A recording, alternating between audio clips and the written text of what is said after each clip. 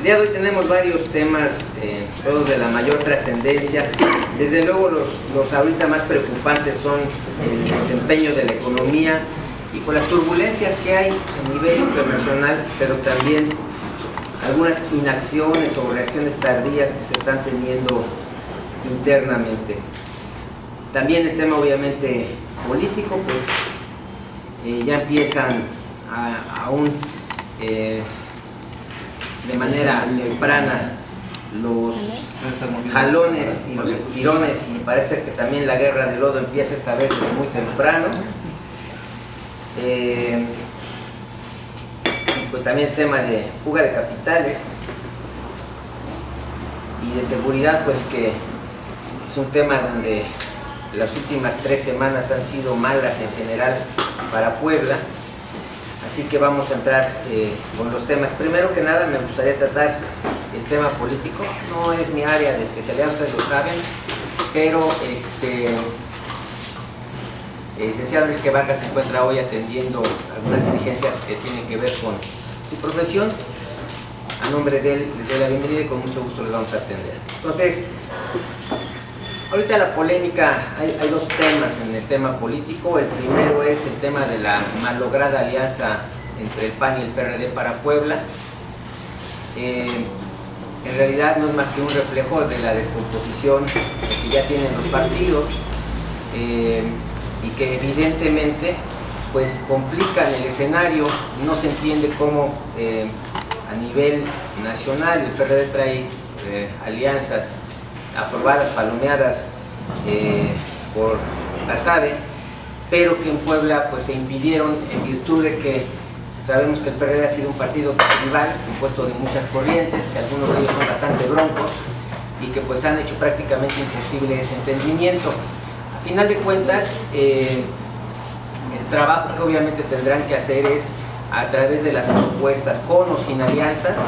Al final de cuentas, las candidaturas que seguramente tendrán mejor aceptación entre los electores serán aquellas que hagan propuestas viables, constructivas y que se separen del populismo y de otra serie de situaciones que nada favorecen el diálogo político y que además se vuelven incumplibles una vez que quien gana la posición electoral, cuando se vuelve gobierno, pues se vuelven incumplibles, ¿no?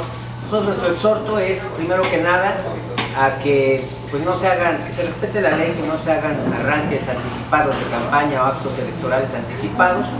Vemos que los vacíos de la ley se están aprovechando esos espacios para hacer estos actos anticipados de campaña. La realidad es que esto va a enrarecer el clima político y más adelante pudiera dar lugar incluso a impugnaciones que enrarecerían aún más el tema y afectarían sin duda la gobernabilidad. El otro exhorto es para que no se utilicen argumentos populistas que a largo plazo son incumplibles, ¿no? Ya sabemos, ¿no?, que cada vez que es temporada electoral van a empezar a hablar de que no haya fotomultas, van a empezar a hablar de aumentar el salario a los trabajadores, van a empezar a platicar de apoyos extraordinarios a través del gasto social, cuando en realidad lo que necesitamos son propuestas principalmente en temas de desarrollo económico para combatir la pobreza y en temas de seguridad que nos garantice la gobernabilidad en la entidad federativa para que podamos seguir trabajando los poblanos y haciendo el transcurso de nuestra vida en paz. Esperemos que sea una campaña llena de proposiciones, pero no de proposiciones huecas, sino bien fundadas, que no nada más nos digan qué quieren hacer, sino cómo lo van a hacer, entendiendo también que para México viene un escenario de menor gasto público. Hay que entender que con la caída de los precios internacionales del petróleo, el gobierno en los próximos años ya no podrá tener ese nivel de gasto a partir de lo que representaban los ingresos del petróleo. Entonces las promesas tienen que estar muy bien fundadas, además de qué van a hacer, cómo lo van a hacer, con qué lo van a hacer ahora, que seguramente vendrá una etapa de suma austeridad para México. Y hay que entender esto: el petróleo jamás volverá a costar lo que costó en el sexenio de Vicente Fox. Petróleo, ahora que con las técnicas de fracking yacimientos que eran inexplotables en el pasado hoy son perfectamente factibles, pues evidentemente se ha generado un nuevo panorama internacional y pues ya no podemos ni siquiera pensar que el gasto de gobierno venga mayormente del ingreso petrolero y sí, probablemente de las recaudaciones fiscales extraordinarias que en el último año se alcanzaron como resultado de la reforma fiscal, que ha resultado un buen negocio para el gobierno, aun cuando un mal negocio para los mexicanos, porque ha sido al costo de menor inversión y de una desactivación o desmantelamiento de la economía interna. Otro tema dentro del tema político que nos llama la atención es también los obstáculos que está enfrentando la candidata ciudadana Ana Tere, en el sentido de que primero que nada está tratando de defenderse de los candados casi con dedicatoria que se le pusieron a la reforma electoral para impedir que un ciudadano que haya sido miembro de un partido, si no renunció con un año de anticipación, no pueda postularse. Está defendiendo sus derechos y lo que ahora denuncia es que en el Tribunal Electoral pues han hecho prácticas dilatorias para atender su demanda.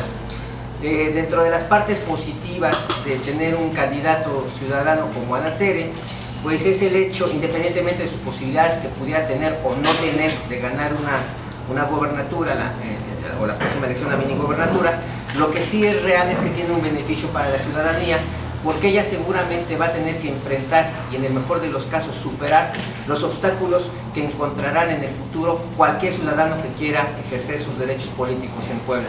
No cabe duda que los partidos políticos, si a algo le tienen miedo, es a los ciudadanos que se postulen, y por eso les han puesto todas las piedras en el camino que han podido y lo han hecho de una manera totalmente partidista, ignorando los intereses de la sociedad. Pareciera que lo único que les interesa y a quien representaran es a sus partidos y no a los ciudadanos. Estamos cansados de escuchar que ellos se deben a sus partidos políticos. No, señores, estudien bien la Constitución, ustedes se deben a los ciudadanos y es a quienes deberían escuchar y atender sus peticiones. De todas maneras, la parte positiva o rescatable de la candidatura de Ana Tere es que ella va a tener que enfrentar todos los obstáculos y todas las obstrucciones que en el futuro seguramente será el escenario para cualquier ciudadano que pretenda en Puebla ejercer sus derechos políticos. Pues, ¿Ven sano para la sociedad poblana que Ana Tere o que un candidato independiente, quien sea, se postule? Yo se los pondría así: si Ana Tere, que conoce a mucha gente, que tiene muchas conexiones, que evidentemente militó ya recientemente en el Partido Acción Nacional y que se ha postulado en otras ocasiones al amparo de un partido, si ella con todo el conocimiento del tejido político de Puebla está enfrentando estas dificultades, ¿qué le podría esperar a un sencillo ciudadano que quisiera postularse a una candidatura en el estado de Puebla? Yo creo que ese es el tema de fondo. Por eso nosotros creemos que sí, es sano que haya sido una persona anteriormente vinculada a un partido político y además que ha ejercido una carrera política a la que enfrente estas dificultades, porque será un buen ejemplo de qué tan difíciles fueron los candados que pusieron en el Congreso a las candidaturas ciudadanas. Y lo cual reafirma solamente una cosa: no vivimos en este momento realmente una democracia, vivimos una partidocracia. Los funcionarios públicos por dedazo se designan desde los partidos.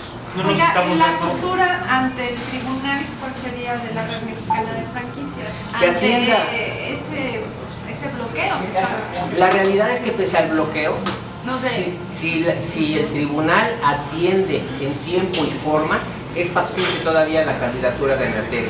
Pero si incurren en prácticas dilatorias atendiendo a intereses oscuros, pues evidentemente pudieran incluso malograrla.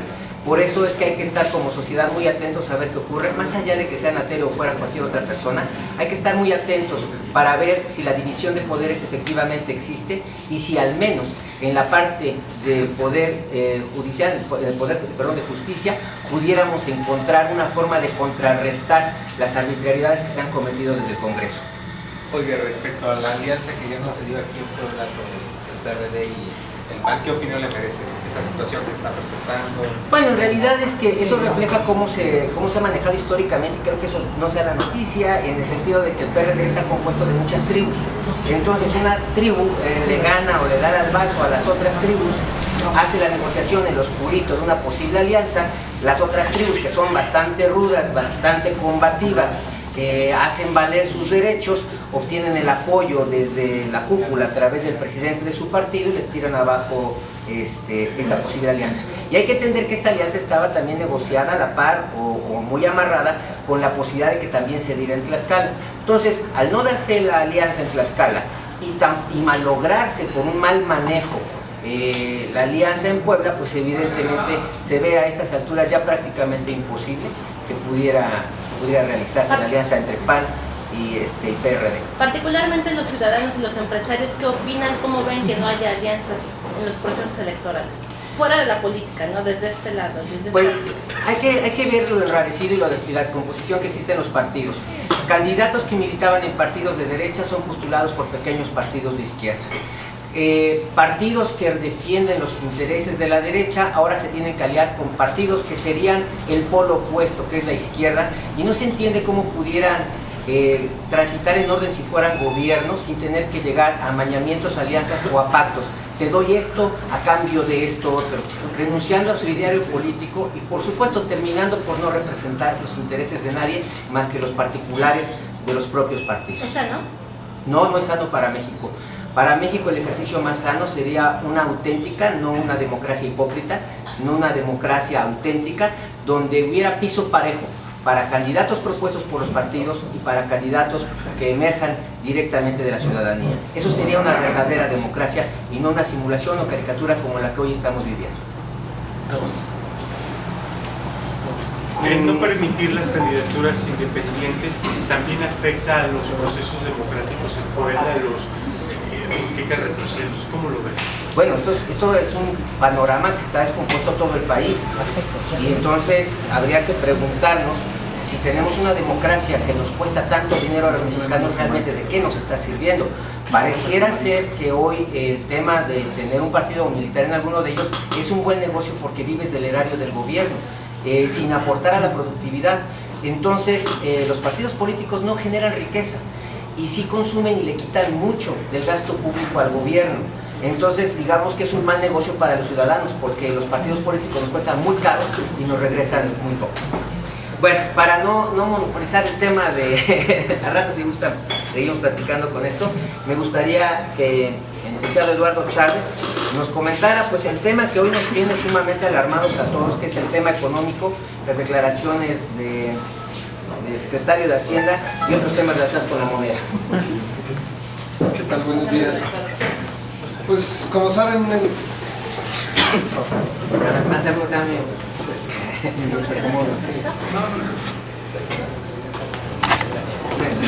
pues como todos sabemos, en estas últimas semanas el peso sigue cayendo. Por fin el gobernador del Banco de México por primera vez hizo una declaración pesimista diciendo que tenemos que estar preparados para un choque fuerte, no quiso hablar exclusivamente de México, él se refirió a lo que son las economías emergentes. Obviamente México está dentro de estas economías y pues sí, ya hizo una declaración de que el panorama no está nada halagador. Lo contradictorio aquí en este tema es las declaraciones que hizo el secretario de Hacienda Videgaray el día de ayer, diciendo que es posible que el peso retome su valor, pero no dijo qué valor. ¿De qué valor está hablando?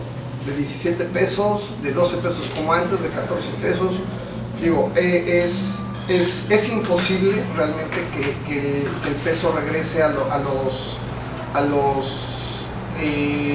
precios de que estaba anteriormente. Con la política económica que tenemos ahorita en el país, sí, no tenemos ninguna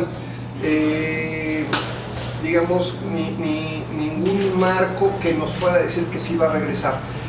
Ya sucedió en la crisis de 2008-2009, cuando el peso casi toca los 16 pesos por dólar. Estábamos en 12.50, tocó casi los 16 pesos, pero con las políticas económicas que había en ese entonces, sí pudo ser posible que inclusive el peso bajara casi por debajo de los 12 pesos. En ese entonces, las condiciones eran óptimas, las condiciones sí se daban, pero desgraciadamente al día de hoy, aunque podría ser no imposible, pero sí veo muy difícil que en las condiciones en las que nos encontramos en estos momentos, política y económicamente, sí lo veo muy difícil. ¿Qué generan estas declaraciones de las autoridades del gobierno general? No sé, ayer organismos empresariales en Puebla hablaban de una devaluación, de posible pérdida de inversión en materia petrolera, pero ¿esto genera incertidumbre o cómo arrancan el año? Ahorita hay demasiada especulación, hay muchísima especulación a nivel general, a nivel mundial, con respecto a la economía, a raíz de que el peso ya lleva muchísimos años a que está una libre flotación, pues los precios dependen de la oferta y la demanda. En este caso, ¿qué pasa? Se baja el precio porque baja el precio del petróleo, obviamente se disminuyen las entradas de divisas al país. Por la misma situación económica deja de haber inversiones en el país, no hay entrada de divisas, obviamente pues esto nos lleva a una devaluación de nuestra moneda. En este caso, pues sí, como mencionas, hay mucha especulación, mientras no es, digamos, las condiciones tanto del petróleo como nuestra economía interna se reactive, pues desgraciadamente vamos a seguir teniendo pocas inversiones, no van a entrar divisas al país ni por petróleo, ni por inversiones extranjeras, ni por ninguna otra situación. Entonces, todo eso es lo que afecta a nuestra moneda mexicana. ¿Alguna recomendación que harían las personas comunes y corrientes de esta difícil situación económica? ¿Qué deben de hacer? Pues digamos, ahorita ajustarse en los gastos, prever sus gastos corrientes, a las empresas administrar mejor sus recursos. No sabemos qué vaya a pasar realmente, y estoy hablando de la pequeña y mediana empresa, inclusive de personas físicas. Sí es, digamos, contenerse en no gastar como estamos acostumbrados los mexicanos, en cosas desmedidas, hacer gastos desmedidos. Sí tenemos que hacer, digamos, un colchón para un año muy difícil. Se viene un año bastante difícil, que sí tenemos que ahora sí que crear nuestras propias reservas. ¿Cuál sería un piso para el dólar ahorita factible? O sea, ya se fue al cielo, está bajando ahorita, hoy está bajando. ¿Cuál estiman que va a ser, digamos, el piso que va a tener después de esta coyuntura? El piso, si es que llega a bajar, perdón, la pregunta. Sí, o sea, ¿Cuánto podría bajar? ¿Cuánto más podría bajar? Yo, personalmente, si bien nos va, no creo que baje no creo que esté por debajo de los 17 pesos. ¿Y podría subir más? Sí, claro, sí, podría subir. Ahora sí que prefiero omitir un precio hasta donde pudiera ser, pero el precio de 20 pesos, por supuesto que no es nada descabellado. Estamos a nada de, o sea, a cualquier suspiro nos lleva a los 20 pesos. ¿Ahí las autoridades han actuado mal en la política económica? Vienen actuando mal desde antes de que empezara a devaluarse el peso. Digamos que ellos mismos pusieron un panorama para que el peso no tuviera una fortaleza tan buena como la hubo en 2009. En 2009 la verdad nos defendimos bastante bien sobre la crisis económica. Claro, el petróleo estaba a muy buen precio, seguían entrando divisas.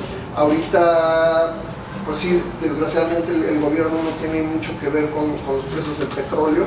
eso pues es a nivel internacional, pero en las cuestiones internas, económicamente hablando, fiscalmente hablando, digamos que no han hecho mucho para reactivar la economía. No nos han ayudado del todo. Un dato muy consistente en relación a este desempeño económico. ¿Se acuerdan? Hace 2 ruedas de prensa preguntábamos en manos de quién están esos 200,000 millones de dólares que se están subastando, 200 millones de dólares que están subastando para defender al peso. La pregunta fue con toda la intención. Lo que pasa es que cuando se preguntan si salió ya el dinero del país, si el capital ya salió, sí, empezó a salir desde septiembre. Todas esas subastas de divisas son precisamente porque el dinero migra a través del sistema financiero y a través de las bolsas en capitales especulativos. De tal manera que no solamente no llegaron las inversiones petroleras, porque hoy es un mal negocio sacar petróleo. Es muy fácil de entender. Si producir un barril en México cuesta $21 y el precio internacional para la mezcla mexicana es de 18, se entiende que es un mal negocio. ¿Quién va a invertir en este momento? Segundo, ante la volatilidad financiera y la debilidad del consumo interno y cómo se ha debilitado y desmantelado la planta productiva mexicana, pues es evidente que los capitales golondrinos que con un clic de computadora entran y salen del país se empezaron a ir desde septiembre. Por eso es la necesidad de salir a defender el peso y de estar subastando diariamente 200 y ampliar el techo ya a 400 millones de dólares diarios. Y ese dinero es precisamente para, de alguna manera, poder darle liquidez a esos capitales que se están yendo. El problema es que aunque lleguen esos capitales, no generan riqueza. De nada sirve que para reactivar la economía, que incluso en el mercado de la bursátil subiera la bolsa, porque son capitales que no vienen directamente a la planta de inversión, no generan riqueza y no resuelven el problema de fondo, solamente le dan estabilidad al sistema macroeconómico. El tema que yo lo pondré en estos términos: el petróleo no ha tocado fondo y el dólar no ha tocado techo. Vivimos un escenario verdaderamente de incertidumbre a nivel internacional, y aun cuando de los países con economías emergentes somos el que mejor está soportando esta turbulencia, de todas maneras los recursos con los que cuenta hoy México ya no son los mismos. Han estado subastando desde el año pasado para defender la moneda, y además enfrentamos otro escenario. Tenemos un endeudamiento como país, una deuda histórica muy alta que también está expresada en dólares. Entonces pudiéramos llegar a un tema en donde no tuviéramos ingresos petroleros, no tuviéramos consumo interno y la deuda en dólares se tuviera que volver a renegociar porque resultara impagable.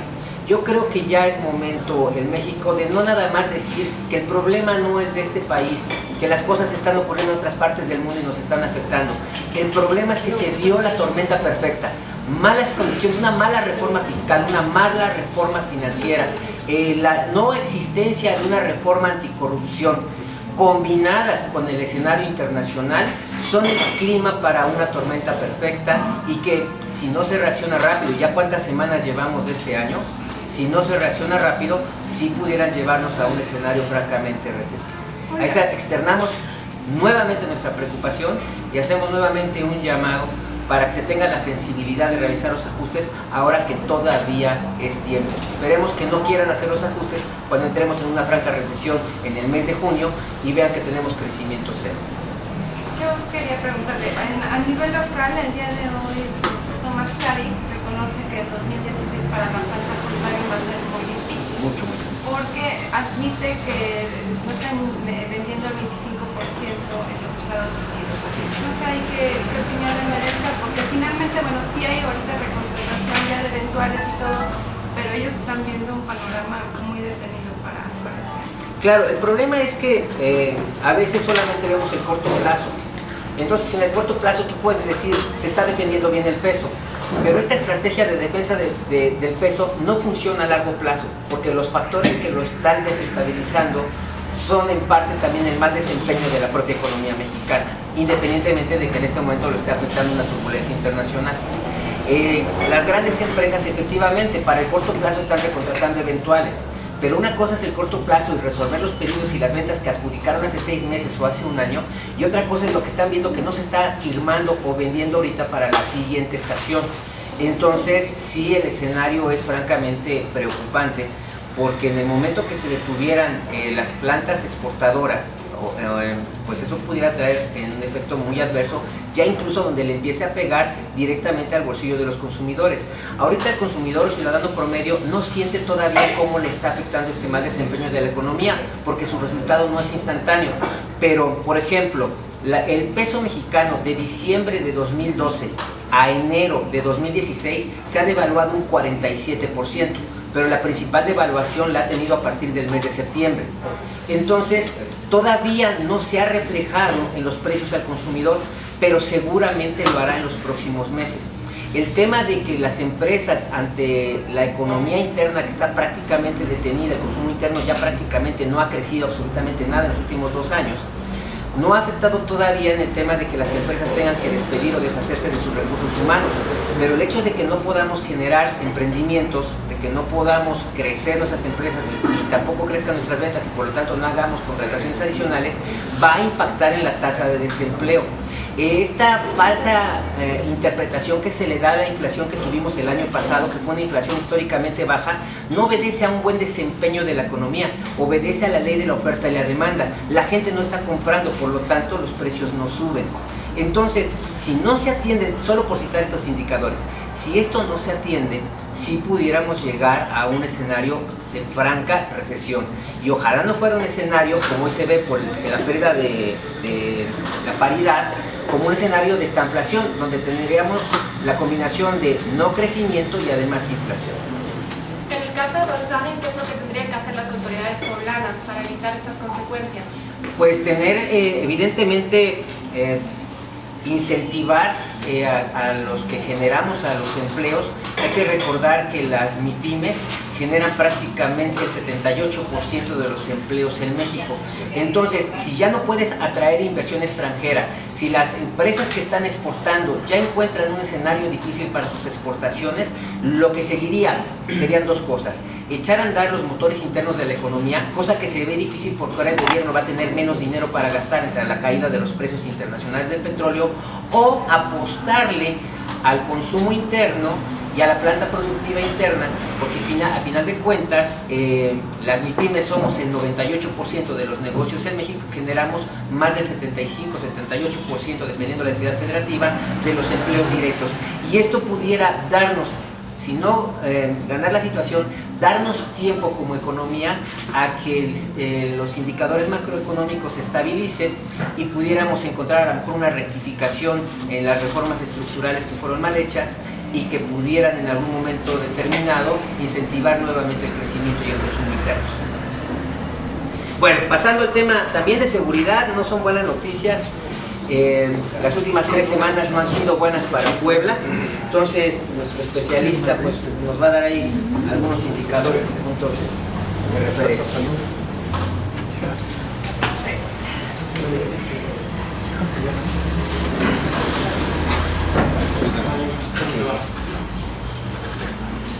Muy buenos días. En el transcurso de las 3 semanas que han transcurrido del mes de enero, considerando que estamos iniciando el año, se han llevado a cabo 32 muertes con violencia. Aquí más que nada se le pide a la autoridad no bajar la guardia. Cabe destacar que no estamos como en otros estados, con el estado de Puebla, como vendría siendo Veracruz, Morelos, Guerrero, Estado de México, el mismo Distrito Federal, dentro del cual tiene una tasa de muertes violentas más elevada. Aquí se trata de que el gobierno, tanto el estado como los municipales, los 207 municipios, comiencen a trabajar de manera coordinada.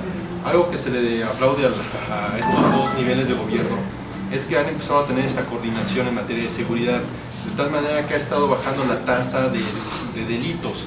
Anteriormente denunciábamos mucho lo que venía siendo el robo de camiones, principalmente en la zona colindante con Veracruz, principalmente en la zona se presentaba en Orizaba, en el cual afortunadamente por medio de una coordinación de autoridad y de igual manera lo que se le llaman bases mixtas, de este modo este tipo de delitos se ha combatido en un 50%, de un 50 a un 100% en algunos casos. A nuestros asociados es algo que nos andan pidiendo regularmente, lo que es el tema de tanto economía como seguridad. Entonces, Es algo que nosotros hemos tenido comunicación con estos niveles de gobierno, se han hecho coordinaciones, se han hecho pláticas, se han hecho foros de este tipo con el fin de poder combatir la inseguridad de hoy en día. Aquí más que nada se debe pedir, solicitar y exigir a las autoridades que no bajen la guardia. Hemos tenido 32 muertes violentas en el transcurso de 27 días que han pasado tan solo en el año. Obviamente si seguimos con esta tendencia, los números van a ser bastante escalofriantes para la mitad del año, ni se diga para el fin del mismo. Entonces aquí se trata de que no bajen la guardia, todo lo contrario, sigan endureciendo las reglas, las normas.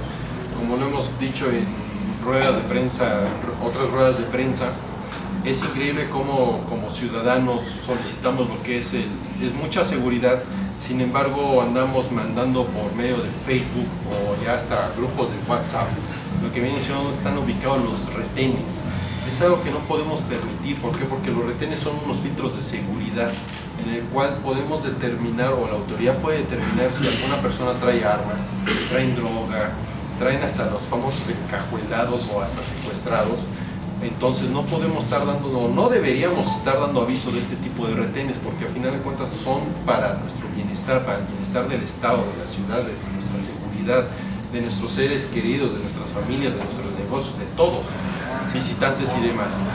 Entonces, obviamente nosotros le pedimos a la ciudadanía tratar de evitar que por favor den este tipo de avisos.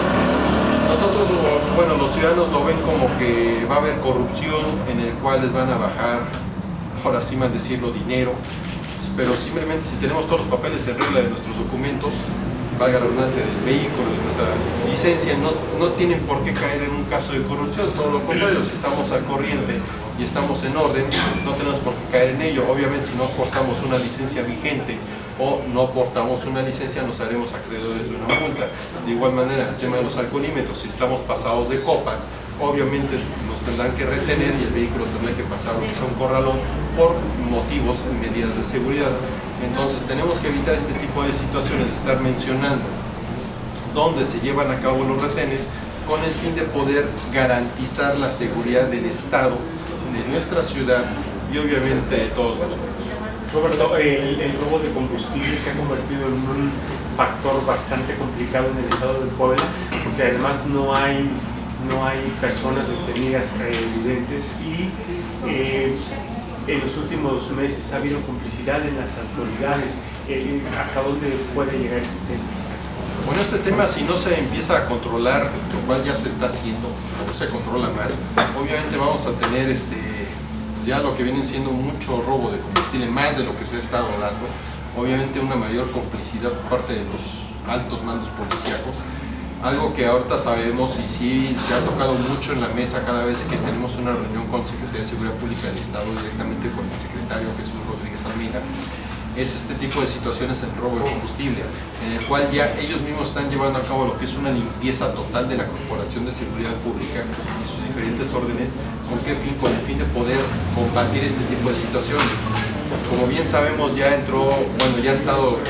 hay mucha coordinación con lo que es el Ejército Nacional y ya entró lo que es la Gendarmería.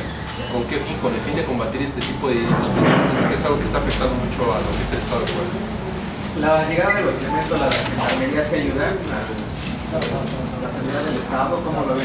Sí, claro, la entrada de la Gendarmería es algo que ayuda bastante en cualquier esquema de seguridad. ¿Por qué? Porque al final de cuentas son la Policía Federal, no deja de ser Policía Federal. Entonces ellos a final de cuentas rebustecen lo que son los esquemas y las medidas de seguridad. Obviamente se tiene una mayor coordinación, tienes un mayor número de elementos que están haciendo sus operativos, sus rondines y los apoyos a cualquier tipo de situación de inseguridad. ¿En cuánto se ha combatido el robo de combustible, por lo menos en la entidad poblana? ¿Qué porcentaje crees que ya se combatió o si se combate ya deteniendo personas? Bueno, estamos hablando que cada vez que se lleva a cabo lo que es un operativo, ellos buscan o detectan lo que son, dónde están las tomas clandestinas. Una vez que detectan dónde están las tomas clandestinas, llevan a cabo lo que son operativos, en el cual van coordinados Secretaría de Seguridad Pública del Estado, el Ejército Nacional y ya está entrando lo que es la Gendarmería. Entonces, bajo este tipo de esquemas de llevar a cabo lo que son los operativos tácticos como tal, se puede combatir lo que viene siendo el robo a combustible. Muchas veces, que es lo que llega a suceder y sucedió la semana pasada, es que toman infraganti a las personas que están llevando a cabo lo que es el robo, se acercan a lo que es el ejército, lo superan en número, que son estos delincuentes, y sucede lo que sucedió la semana pasada, que retuvieron a 6 elementos del ejército y bueno, afortunadamente los pudieron rescatar y demás, ¿no? Sin embargo, por medio de lo que son los operativos, una vez que se detectan este tipo de tomas clandestinas, obviamente se va a empezar a combatir con mayor número lo que viene siendo este tipo de delitos. ¿Tienen calculado una pérdida económica por robo de combustible? La verdad no tenemos una idea de cuánto es la pérdida económica. Obviamente estamos hablando que llegan a ser hasta millones de pesos. ¿Por qué? Porque el combustible ahorita es algo bastante caro o elevado su costo. Entonces sabemos que es una cantidad bastante elevada, si no tenemos el dato preciso. ¿Tiene el dato del año pasado cuántas muertes violentas ocurrieron en Puebla? ¿Del año pasado? Mira, del año pasado te puedo comentar que se tuvo un registro alrededor de 372 muertes violentas. No todas fueron homicidios. No todas fueron homicidios, pero por este tipo de situaciones. Pues muchas gracias. ¿Son suficientes los 150 elementos de gendarmería? Vienen a un proyecto. Pues mira, vienen a un proyecto en específico. Realmente vienen repito, a un proyecto en específico. Sin embargo, obviamente sabemos que en temas de seguridad nunca van a ser suficientes los elementos de seguridad. Pero bueno, por medio del apoyo de la Gendarmería, obviamente la Policía del Estado, las municipales y el Ejército se robustece sobre ese número de elementos. Yo no sé si ya se lo preguntaron, me gustaría volver a retomarlo sobre el tema de lo que ocurrió esta semana sobre las alertas, lo que pasó al interior del pueblo. Ustedes como empresarios, ¿qué opinión tienen al respecto, sobre todo de cara ya a unos meses? Realmente pone en evidencia que es un partido que está totalmente fraccionado, donde esas fracciones no se pueden poner de acuerdo, y eso habla claramente de que no existe un liderazgo real, sino que es un liderazgo compartido. Lamentablemente, pues eso impide que exista una tercera fuerza política que pueda influir directamente en las elecciones, y pues eso no abona a la democracia. ¿Cómo califica el papel del gobierno del Estado en relación con la intervención, por cierto, que la introducción en este proceso? Pues fue muy cautelosa y muy afortunada, porque a final de cuentas ellos como gobierno tienen la obligación de mantener las condiciones de orden y seguridad, y este asunto de no haber intervenido se les podría haber ido de la mano. Son tiempos en donde surgen muchas pasiones, y en esas pasiones pues se puede llegar a desbordar y dar motivo a asuntos que podríamos tener que lamentar. Entonces fue una intervención francamente impecable, sí necesaria, porque a final de cuentas pues, se tiene que garantizar la seguridad de propios extraños. Que se diera esto en torno a un zafarrancho entre correligionarios, bueno, ni modo, pero a final de cuentas creemos que el gobierno estuvo prudente y además actuó a tiempo y no ya después cuando las cosas se van de control. Creemos que hubo una muy buena coordinación y sensibilidad aparte de este tema. Hay que estar atentos porque este tema todavía no termina.